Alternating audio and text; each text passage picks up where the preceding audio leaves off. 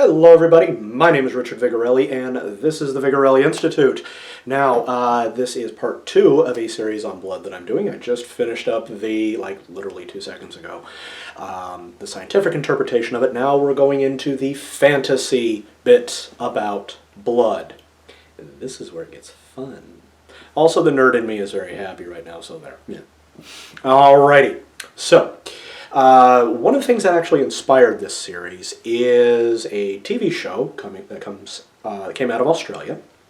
It's called The Outpost. It was on CW. Yeah, I know CW. Shut up. Okay. And originally watched it because, well, she was cute. Okay. Then I started watching it, and the world building made sense. The plot was solid. She was cute. The actors were actually very well put together, and I actually enjoyed the show. So the she that I'm talking about is Talon. She is part of a species of humanoids called black bloods, and their blood is black. Their blood is actually a really dark blue, almost black, instead of being red like a regular human. Okay? And at the end of the show, it explains why that is the case. So I looked into it and said, well, blood is all of this stuff. Let's look at this from a slightly biological perspective.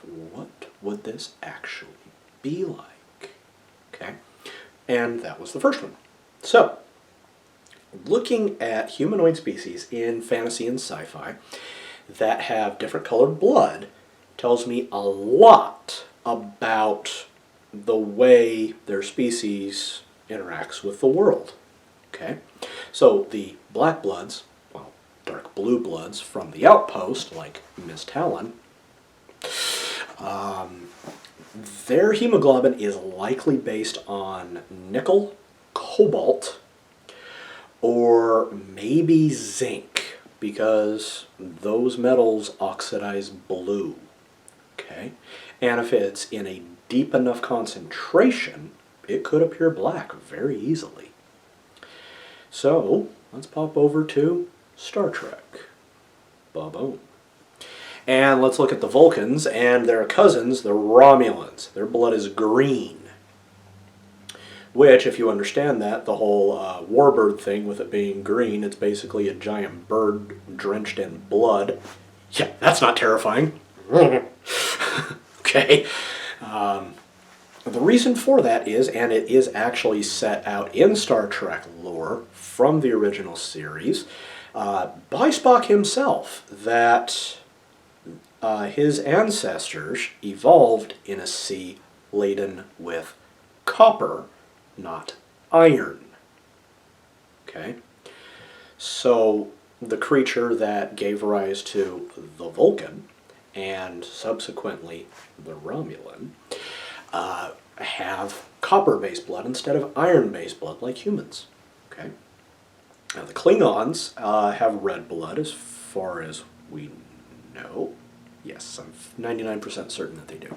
Not the blue-skinned ones from Discovery. That is fan fiction. Bite me. Okay? I'm talking about the original ones with the forehead ridges, you know, good old Worf and terrible father. Anyway, so I'm willing to bet that the Klingons, especially with their love of iron and easy availability to it, also had a sea that was laden with iron, and that's what they used to create their hemoglobin way back when they were, you know, just fish things, whatever. Okay? Now, the Ferengi, on the other hand, are orange-blooded. We do have orange blood here on Earth. I want to say it's sulfur-based.